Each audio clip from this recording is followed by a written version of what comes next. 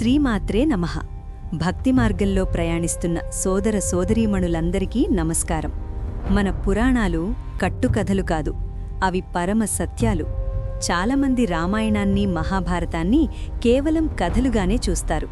కానీ వాటిలో దాగి ఉన్న సైన్స్, ఖగోళ శాస్త్రం, అస్ట్రానమీ మరియు గణితం, మ్యాథమెటిక్స్ గురించి తెలిస్తే ఆధునిక శాస్త్రవేత్తలు సైతం ఆశ్చర్యపోతారు. కొన్ని విషయాలు మన సనాతన ధర్మం ఎంత గొప్పదో మరోసారి ప్రపంచానికి చాటి చెప్పాయి. ఈరోజు మీ ఆలోచనా విధానాన్ని పూర్తిగా మార్చేసే ఆ 5 అద్భుతమైన రహస్యాలను మీతో పంచుకోబోతున్నాను. సిద్ధంగా ఉన్నారా? 1. కాలానికే అందని చిరంజీవి పరశురాముడు. 2. సంఖ్య 9 వెనుక ఉన్న దైవిక గణితం. 3. హనుమంతుడు రామాయణంలోనే కాదు, మహాభారతంలోనూ ఉన్నారా? 4. న్యూటన్ కంటే 1000 ఏళ్ల ముందే మనకు తెలిసిన గ్రావిటీ. 5. రావణుడు గొప్పవాడా? ఈ భ్రమ నుండి బయటపడండి. ఇప్పుడు ఈ 5 విషయాల గురించి వివరంగా తెలుసుకుందాం. దశావతారాలలో 6వ అవతారం పరశురాముడు. కానీ ఆయన గురించి మనకు తెలిసింది చాలా తక్కువ. ఒక ఆసక్తికరమైన విషయం ఏమిటంటే, పరశురాముడు 4 యుగాలలో 3 యుగాలలో, త్రేతాయుగం, ద్వాపరయుగం, కలియుగంలో ప్రత్యక్షంగా ఉన్నారు. ఆయన ఒక చిరంజీవి. రామాయణంలో సీత స్వయంవరం సమయంలో శివధనుస్సు విరిగినప్పుడు శ్రీరాముడిని పరీక్షించడానికి వచ్చింది పరశురాముడే. అలాగే మహాభారత కాలంలో భీష్ముడు, ద్రోణుడు మరియు కర్ణుడికి గురువుగా ఉన్నది కూడా ఆయనే. మీకు తెలుసా, పరశురాముడు క్షత్రియులను 21 సార్లు ఎందుకు సంహరించారో? కేవలం కోపంతో కాదు. ఆయన తండ్రి జమదగ్నిని కార్తవీర్యార్జునుడి కుమారులు చంపినప్పుడు ఆయన తల్లి రేణుకాదేవి 21 సార్లు తన గుండెలు బాదుకుని రోధించింది. తల్లి పట్ల ఉన్న అపారమైన ప్రేమతో ఆ 21 దెబ్బలకు ప్రతీకారంగా ఆయన 21 సార్లు భూమిని క్షత్రియహీనంగా మార్చారు. కాని ఇక్కడ మనం గమనించాల్సింది ఆయనలోని పితృభక్తి మరియు మాతృభక్తి. చివరకు కలియుగంలో రాబోయే కల్కి అవతారానికి గురువుగా కూడా పరశురాముడే ఉంటారని పురాణాలు చెబుతున్నాయి. హిందూ ధర్మంలో 9 అనే సంఖ్యకు ఎంతో విశిష్టత ఉంది. ఇది కేవలం యాదృచ్ఛికం కాదు, దీని వెనుక బ్రహ్మాండమైన గణిత శాస్త్రం దాగి ఉంది.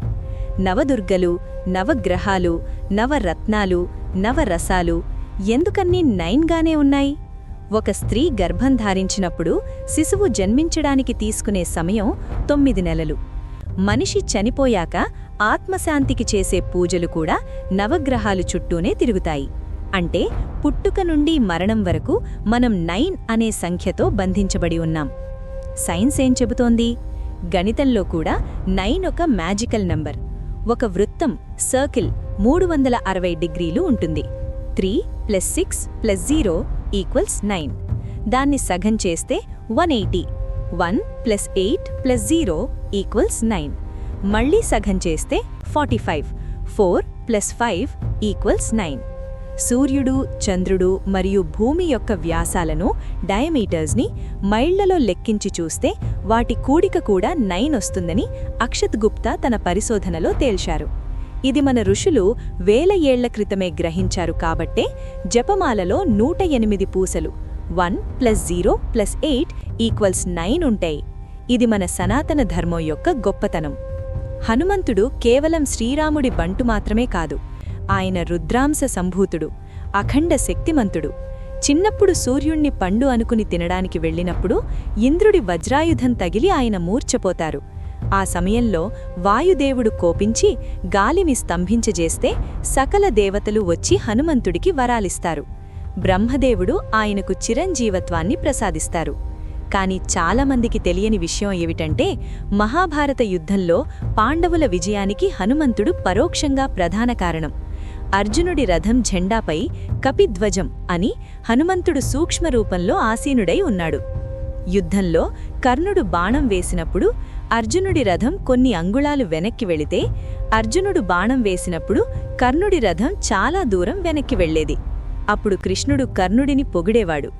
అర్జునుడికి కోపం వచ్చి అడిగితే కృష్ణుడు నవ్వి ఇలా అన్నాడు: అర్జున, నీ రథం మీద సాక్షాత్తు హనుమంతుడున్నాడు, సారథిగా నేను త్రైలోక్యనాథుణ్ణి. ఇంత బరువున్న రథాన్ని కర్ణుడు కనీసం అంగుళం కదిలించగలిగితే అతడు ఎంతటి వీరుడో ఆలోచించు. హనుమంతుడే లేకపోతే నీ రథం ఎప్పుడో గాలిలో కొట్టుకుపోయేది. పాశ్చాత్య దేశాలు, వెస్టర్న్ కంట్రీస్ భూమి బళ్లపరపుగా ఉందని నమ్ముతున్న రోజుల్లోనే మన భారతీయులు భూమి గుండ్రంగా ఉందని గ్రహించి భూగోళం అని పేరు పెట్టారు.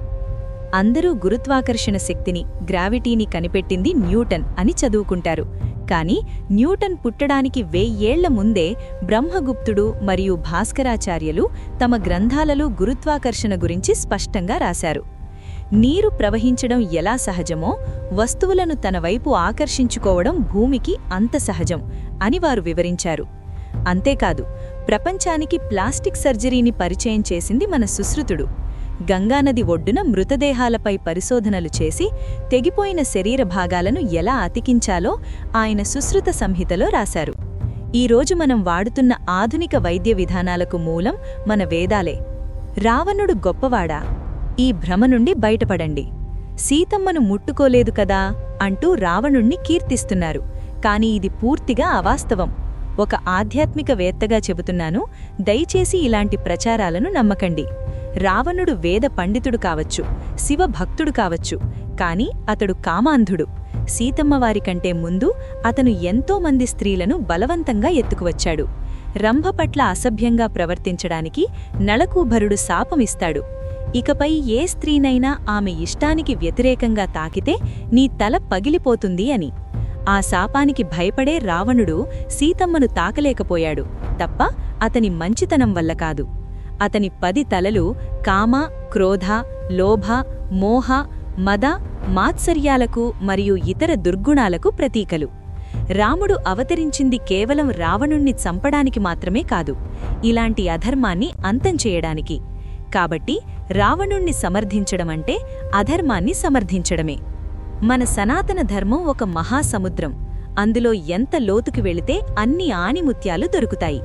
హనుమాన్ చాలీసాలో సూర్యుడికి భూమికి మధ్య ఉన్న దూరాన్ని యుగ సహస్ర యోజన ని తులసీదాసుగారు 100 ఏళ్ల క్రితమే రాశారు. నాసా ఈ మధ్య కనిపెట్టిన విషయాలు మన ఋషులు ఎప్పుడో దర్శించారు. కాబట్టి మిత్రులారా, మన పురాణాలను చదవండి, మీ పిల్లలకు చెప్పండి. మనం మైథాలజీ అని పిలిచేది నిజానికి సత్యాలజీ. ఈ జ్ఞానాన్ని కాపాడుకోవాల్సిన బాధ్యత మనందరిపై ఉంది. ధర్మో రక్షతి రక్షితః. మీకు ఈ సమాచారం నచ్చితే మీ మిత్రులతో తప్పకుండా పంచుకోండి. మన సంస్కృతిని నలుగురికి తెలియజేయండి.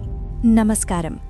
భక్తి మార్గంలో నడిచే మీ అందరికీ ధర్మశాస్త్రం ఛానల్ తరపున హృదయపూర్వక స్వాగతం.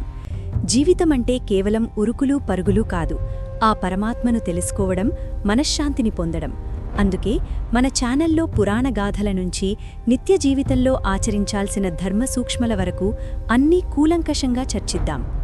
ఈ వీడియోలోని విషయం మీకు నచ్చిందా? అయితే ఒక లైక్ వేయండి, అది మాకు ఎంతో శక్తినిస్తుంది. మీకు ఏవైనా సందేహాలున్నా లేదా మీ అనుభవాలను పంచుకోవాలనుకున్నా కింద కామెంట్ రూపంలో తెలియజేయండి. మీ ప్రతి కామెంట్ మాకు శివప్రసాదమే. మంచి విషయం దాచుకోకూడదు, పంచాలి. అందుకే మీ బంధుమిత్రులకు ఈ వీడియోను షేర్ చేయండి. భక్తితో కూడిన ఈ ప్రయాణంలో మనమందరం కలిసి నడుద్దాం. దయచేసి సబ్స్క్రైబ్ చేసుకోండి. ఎల్లప్పుడూ దైవచింతనతో మీ ధర్మశాస్త్రం ఛానల్. ఓం నమః శివాయ.